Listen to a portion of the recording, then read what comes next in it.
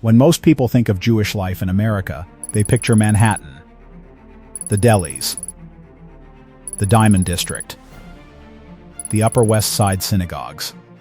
And yes, New York City is home to nearly 2 million Jewish residents, the largest Jewish population of any city outside Israel. But here is something that will surprise you. New York is only about 13% Jewish. That is a lot of people in absolute numbers. But as a percentage of the city, Jews are a small minority in a city of 8 million. Now imagine a town where 93% of the population is Jewish, where Yiddish is the first language of nearly every child, where the median age of residence is 11 years old, where the entire local economy shuts down for the Sabbath and stays shut until Saturday night, where you can walk for miles without hearing a word of English. That town exists. It is in New York State. And it is not the only one. Scattered across America are places where Jewish life is not just present. It is everything. Towns where kosher restaurants outnumber McDonald's. Towns built by Holocaust survivors who refused to let Hitler have the last word. Towns where Persian Jews from Iran transformed one of the most famous zip codes on Earth. And almost nobody outside the Jewish world knows they exist. If you find these stories fascinating, make sure you subscribe to Bloodlines and Borders. Number 12. Squirrel Hill, Pittsburgh. Named for the black squirrels that once filled its oak trees, Squirrel Hill is a leafy residential neighborhood a few miles from downtown Pittsburgh, where roughly 40% of residents are Jewish. That number alone makes it remarkable. But what makes Squirrel Hill unique in all of North America, according to researchers at the United Jewish Federation, is something that almost no other Jewish community has achieved. Here, Reform, Conservative, Reconstructionist, and Orthodox families all share the same streets. In most American Jewish communities, the Orthodox segment lives in a separate neighborhood, shops at separate stores, and sends children to separate schools, not in Squirrel Hill. Walk down Murray Avenue on any morning and you will pass a kosher bakery, a yeshiva, a Reform temple, and a conservative synagogue within 2 blocks. Denominational walls that divide Jewish communities everywhere else simply do not exist here. On October 27, 2018, a gunman entered the Tree of Life synagogue during Shabbat morning services and murdered 11 people. It was the deadliest anti-Semitic attack in American history. The community's response was to draw closer together, not to fracture. Squirrel Hill did not break. It held. And that tells you more about this neighborhood than any statistic ever could. Number 11. Skokie, Illinois. 15 miles north of downtown Chicago sits a suburb of 68,000 people with one of the most extraordinary Jewish stories in America. In the years after World War II, an estimated 8,000 Holocaust survivors settled in Skokie. They made up roughly 10% of the Jewish community. By the mid-1960s, nearly 60% of Skokie's population was Jewish, and the town had the highest per capita concentration of Holocaust survivors anywhere in the United States. Yiddish could be heard on every other street corner. Then in 1977, a neo-Nazi group announced plans to march through Skokie wearing swastikas. They had chosen this town deliberately. They knew who lived there. The village government refused to grant a permit. The ACLU defended the Nazis' right to march on free speech grounds. One of the ACLU lawyers was himself Jewish. The case became one of the most agonizing legal battles in American history. But it did something the Nazis never intended. It broke the silence of the survivors. For decades, they had said nothing about what they had endured. The threat of swastikas in their streets forced them to speak. And from that pain, they built the Illinois Holocaust Museum and Education Center. The Nazis wanted to march through a town of survivors. The survivors built a museum instead. That is the most Jewish response to hatred imaginable. Number 10. Brookline, Massachusetts. Locals call it Jewline. And they are not joking. This Boston suburb of roughly 60,000 people is home to an estimated 35,000 to 40,000 Jewish residents, making it approximately 60% Jewish and proportionally one of the most Jewish municipalities in America. The neighborhood centered on Harvard Street and Beacon Street is so dense with synagogues, Jewish day schools, kosher grocery stores, and Eruv boundary markers that you could spend an entire week within walking distance and never need to leave the Jewish institutional ecosystem. What makes Brookline different from the ultra-Orthodox enclaves that dominate the top of this list is its diversity. This is a community where modern Orthodox families live alongside Reform and conservative congregations, where secular Jews with no synagogue affiliation share streets with Hasidic families who walk to shul every Saturday. It is also home to a significant population of Israeli expats and Russian Jewish immigrants. Brookline proves that a town can be majority Jewish without being religiously uniform, and that a Jewish community does not need to be insular to be dominant. If you find these stories fascinating, make sure you subscribe to Bloodlines and Borders. Number 9. Teaneck, New Jersey. 10 minutes from the George Washington Bridge into Manhattan sits what looks like any well-kept American suburb. Tree-lined streets, tidy lawns, school buses in the morning. Look closer. Teaneck has over 20 synagogues and more than 20 kosher restaurants for a population of 39,000. That is roughly one synagogue for every 2,000 residents. The Orthodox Union describes it as one of the most dynamic Orthodox communities outside of Israel. But here is what makes Teaneck genuinely interesting. This is not an insular enclave. Teaneck has significant African American, Korean, and Filipino communities. It was one of the first places in America to voluntarily desegregate its schools, back in 1965. Jewish life here thrives alongside other cultures in a way that most places never achieve. The modern Orthodox families of Teaneck are university-educated professionals working in medicine, law, finance, and technology who maintain strict religious observance without withdrawing from the broader world. It is the proof that you can be fully modern and fully Orthodox simultaneously, and 20 synagogues in a single New Jersey suburb is the evidence. Number 8. Miami Beach, Florida. This one has the best origin story on the list. In the 1930s, some oceanfront hotels in Miami Beach posted signs explicitly declaring that Jewish guests were not welcome. The anti-Semitism was not subtle.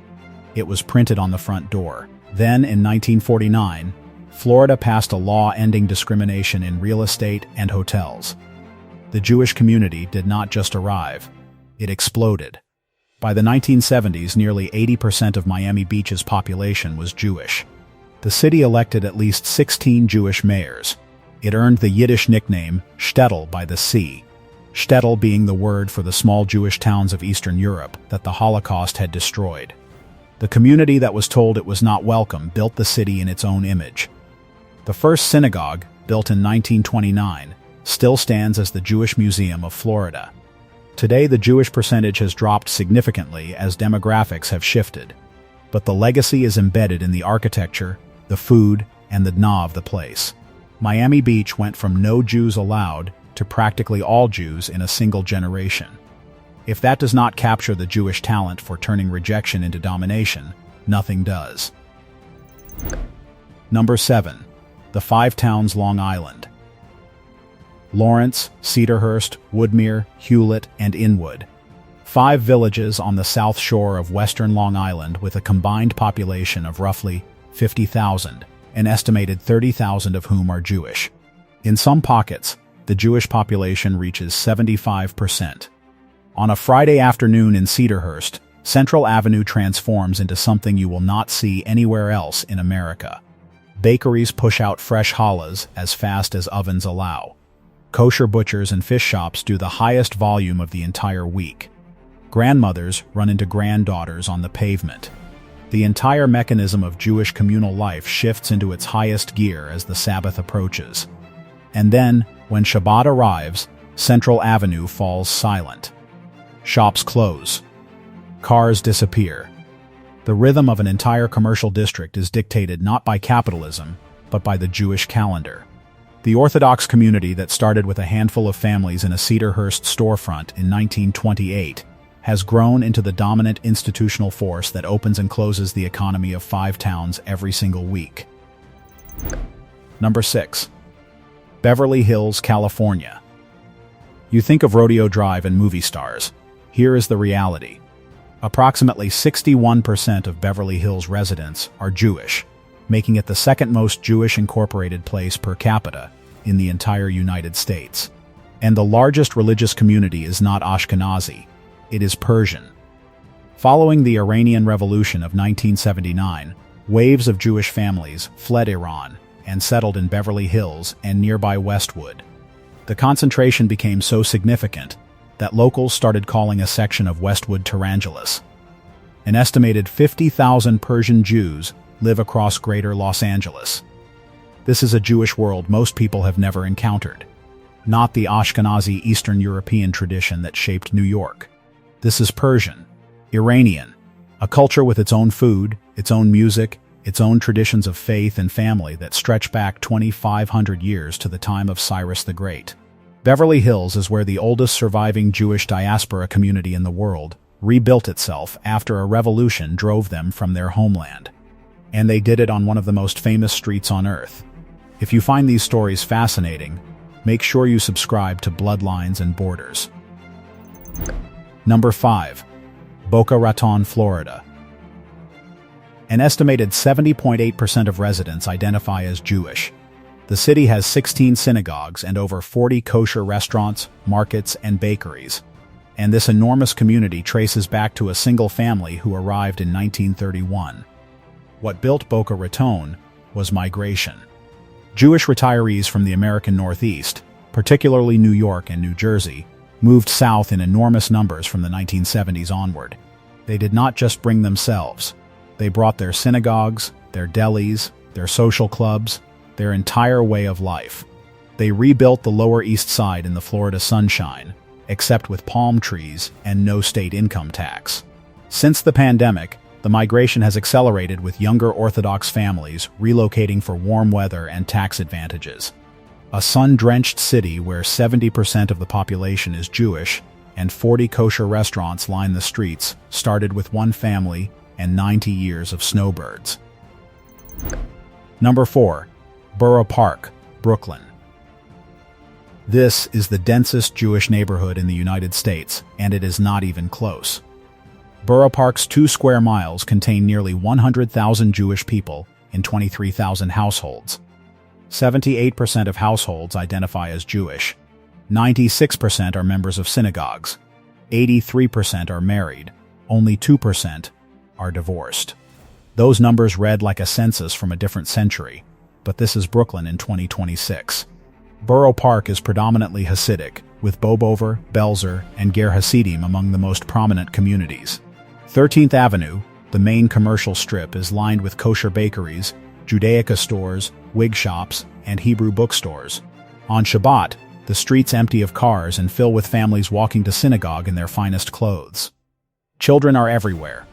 Borough Park has one of the highest birth rates of any neighborhood in the United States. 2/3 of the entire growth of the New York Jewish population over the last decade has been driven by just 2 neighborhoods, Borough Park and Williamsburg. While secular Jewish populations in places like the Upper East Side are declining, the ultra-Orthodox neighborhoods are booming. Borough Park is not just surviving. It is expanding so fast that it is reshaping the demographics of the entire city. Number 3. Monsey, New York. Monsey is an unincorporated hamlet in Rockland County, about 30 miles northwest of Midtown Manhattan. It does not appear on most maps as a proper town. It has no official municipal government. And it has over 100 synagogues. According to census data, 41% of residents speak Yiddish at home. The community is predominantly Hasidic, with several courts and dynasties represented. Adjacent to Monsey sit New Square, which is almost entirely Skverer Hasidim, and Kazer, which is almost entirely Viznitz Hasidim. Together they form a vast network of ultra-Orthodox Jewish life that has been expanding steadily since the 1970s. An unincorporated hamlet with no official status, no mayor, no city council, but with more Jewish institutional density than most major cities on the planet. 100 synagogues. In a hamlet, where 4 in 10 people speak Yiddish. In America, in 2026. If you find these stories fascinating, Make sure you subscribe to Bloodlines and Borders. Number 2. Lakewood, New Jersey. As of the 2020 census, Lakewood had 135,158 residents. That was a 45.6% increase from 2010, which itself had jumped 53.8% from 2000. The population essentially doubled in 20 years. If growth continues at this rate, Lakewood will become the third largest city in New Jersey by the 2030 census. It all began in the 1940s when Rabbi Aharon Kotler, one of the most influential Jewish leaders of the 20th century, established Beth Medrash Govoha, a yeshiva for advanced Talmudic study. By 2016, that institution had grown to serve 25,000 students across 74 affiliated yeshivas. It is one of the largest centers of Jewish learning on the face of the earth. By 2018, roughly two-thirds of Lakewood's residents were Orthodox Jews, approximately 90,000 people. Kosher eateries, Judaica stores, and Jewish-run businesses line every major road. Rabbi Kotler's grandson described his grandfather as a revolutionary who believed that traditional Judaism could thrive in America. The man who built a single yeshiva in a quiet New Jersey township in the 1940s started a demographic transformation that has no parallel in modern American history. From one school to a city of 135,000 in 80 years. That is not growth. That is a civilization being built from scratch. Number 1. Kiryas Joel, New York. And the number 1 spot goes to a place that defies every assumption about what an American town can be. Kiryas Joel sits in Orange County, New York, about 55 miles north of Manhattan. It was founded in the 1970s by Grand Rebbe Joel Teitelbaum and a group of followers from the Skverer Hasidic movement. They chose this remote wooded location to build a community guided entirely by traditional religious values, as far from the modern world as you can get, while still technically being in New York State. The village started with roughly 500 people in 1977. By the 2020 census, the population had reached 32,954. The 2023 estimate put it at approximately 42,000. That is a 60% surge between 2010 and 2020, and the population continues to accelerate. Over 93% of residents speak a language other than English at home. That language is Yiddish. Only 6.3% report speaking English exclusively. The vast majority belong to the Skverer Hasidic sect, which traces its roots to Satu Mare in Romania and the Hungarian-speaking Jewish world that was devastated during the Holocaust. Rebbe Teitelbaum himself survived the Holocaust. He was rescued from Bergen-Belsen on the Kastner train. And when he arrived in America, he resolved to build a world entirely apart. A place where the Jewish life that Hitler tried to destroy would not merely survive but multiply. Kiryas Joel has the youngest median age of any municipality in the entire United States. 11.4 years old. More than half the residents are under 18. The streets are not filled with silence or ghosts. They are filled with the sound of children. There are more children per square mile here than anywhere else in the country. Because of the village's compact size, residents walk everywhere, to kosher grocery stores, bakeries, yeshivas, and synagogues. Charitable organizations like Tomchei Shabbos provide food packages to families facing hardship, ensuring nobody goes hungry during Jewish holidays. Mutual support is not optional here, it is structural. The community has faced legal challenges. In 1994, the United States Supreme Court heard a case concerning its school district, raising fundamental questions about the separation of religion and government. The rapid expansion has generated real friction with surrounding municipalities over housing, zoning, and infrastructure. These tensions are honest and deserve acknowledgement. But the story of Kiryas Joel is ultimately the story of one man's defiance. Joel Teitelbaum survived the camps. He came to America. He looked at the modern world and said no. He took 500 people into the woods of Orange County and built a town where Yiddish, the language that was supposed to die in the camps of Europe, is the first language of every child born today. Where 93% of the population shares one faith. Where the median age is 11 because the families are so large and so young that the town is essentially a nursery with a zip code. From 500 to 42,000. From a group of survivors to the youngest town in America. The man who built Kiryas Joel did not just survive the Holocaust. He answered it. With children. 12 towns. From a Pittsburgh neighborhood where every denomination shares the same street to a New York village where 93% of residents are Hasidic and Yiddish is the only language most children know. Jewish America is not one thing. It is a dozen different worlds existing side by side, each one as surprising as the last, and most of them invisible to the country that surrounds them. If you find these stories fascinating, make sure you subscribe to Bloodlines and Borders. Thank you for watching.